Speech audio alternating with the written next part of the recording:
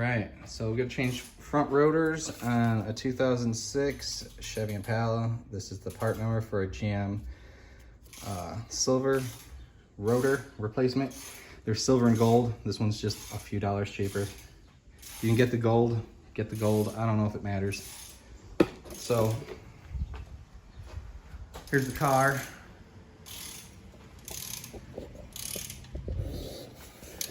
Here's the rotor.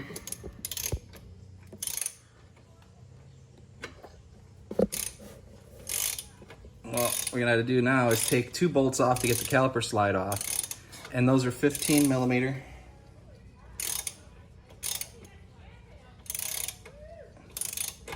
And once we get them off, then we'll just knock the rotor off and we should be good.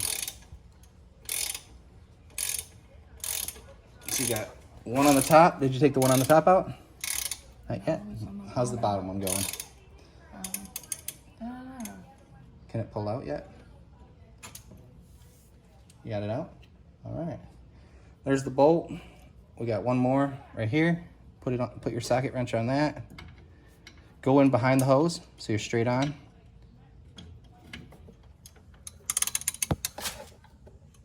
Go ahead and start turning that off.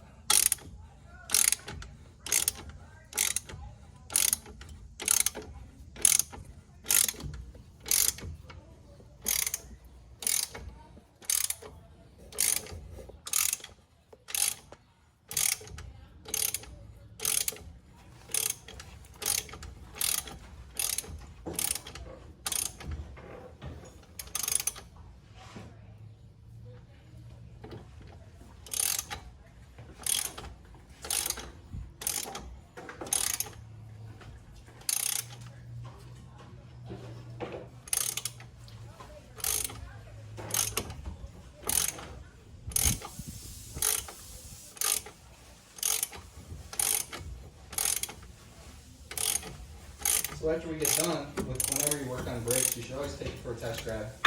So I'm going to take this car for a test drive after we're done. And this will be the first time you've driven the car, right, Ann? Yeah. Alright. Okay. You got the bolt out? Alright. Okay, so move over just to the right a little bit. What we're going to do is we're going to lift this off. You can see that's the brake pad. Once it gets down to here in the metal, it starts grinding. This little clip right here on the end, you can see one right there. There's the other side of it, of that. When it gets far enough down that that brake pad touches there, it starts making a screeching noise. And then that's telling you you need to replace them. I'm just going to try to set that here because I won't want it to pull on that hose. Now this just comes right off. On the back side, you can see all this rust here and here.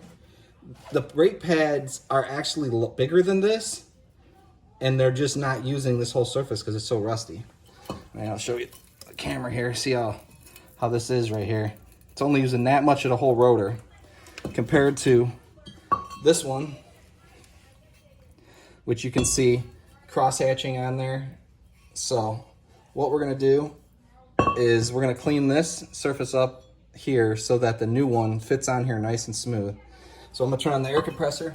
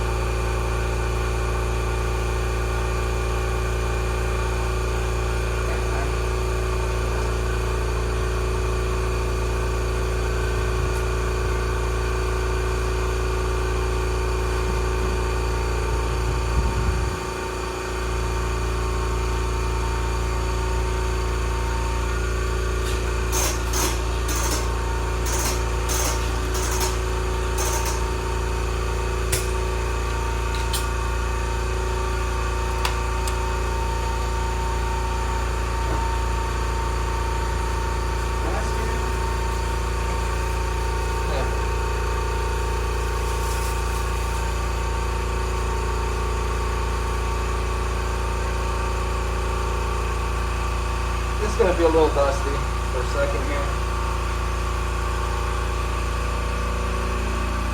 Just rust, a little iron. So move over this way, because this might fly right at you. It might not.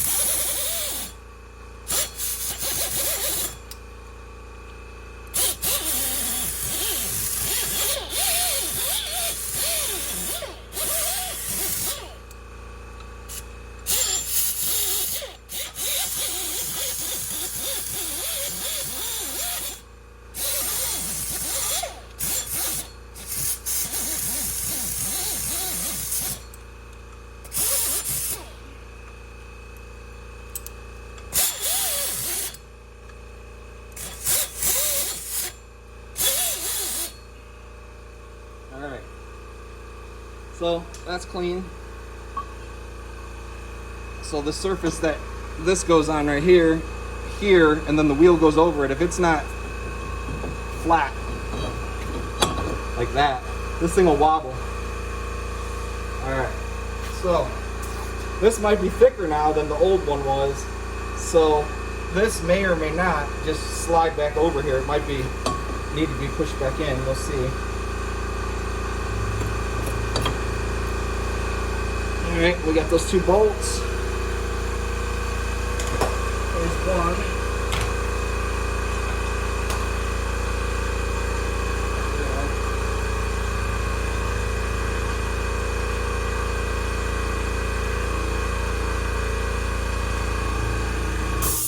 We don't need that anymore.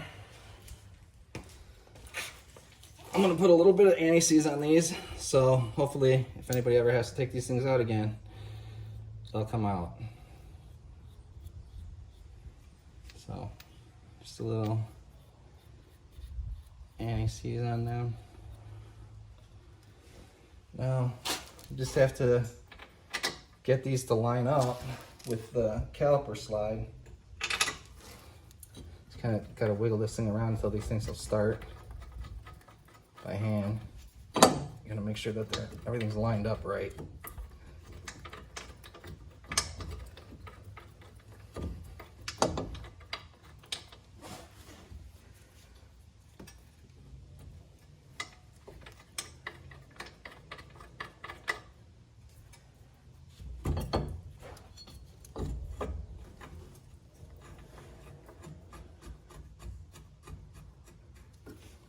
And you'll know when they start going in that you got them lined up.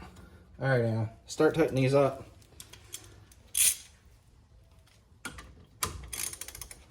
Roll back in.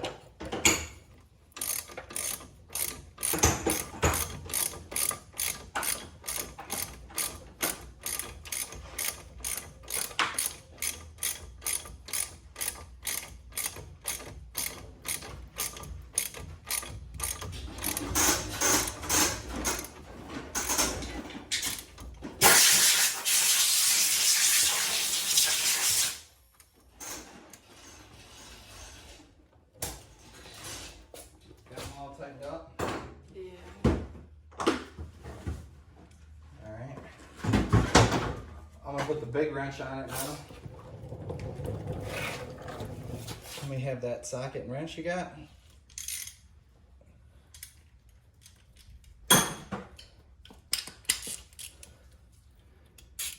Whenever you mess with the brakes like this, when you first get back in the car, pump the brake pedal a couple times till it's hard and shouldn't go all the way to the floor. If you were to just stick it in gear and then step on the brake, the car could, you know, move and not stop when you want to stop, put it in gear, whatever. Okay, that's tight.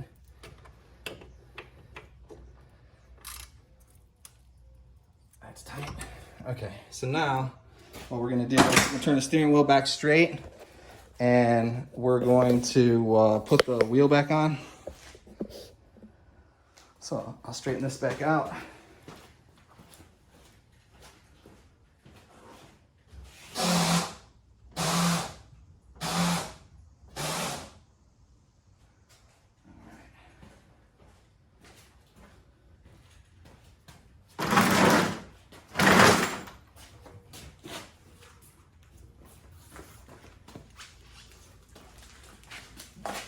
Whenever you tighten up a wheel, you should always try to tighten it up in a star pattern. If you tighten one, it could tighten up uneven and just jam it and it seems like it's tight, but it'll be all wobbly and stuff. It's simple, but it has to be done this way or you might not get good results. Also, if I let go of the tire at the bottom, it comes out like that. So what I like to do is start with the bottom one to hold it in place. I'll push this around until it feels like it's kind of like it where I want it. And then I'll tighten it up. It's how it turned because they're conical, so they have a taper to them, and they self-align the wheel. I'll just go around on the start. I'll come back to this one. A little more. Watching the socket move. When it starts to slow down like that, good enough. These should all be tightened to a torque spec, whatever it happens to be. They make torque sticks that you can put on there instead of a socket, and it'll tighten it up to the torque spec it's supposed to be. The wrench, did we put that back in the car? The black foldy one? Because we closed this trunk up if we are done back here. No, I'm not seeing it. Where is that wrench? I just want to make sure it ends up back in your car. It's black. Not seeing it. Well, I'm gonna look under here. Gotta pull the jack stand out anyway. Alright. Lower this down.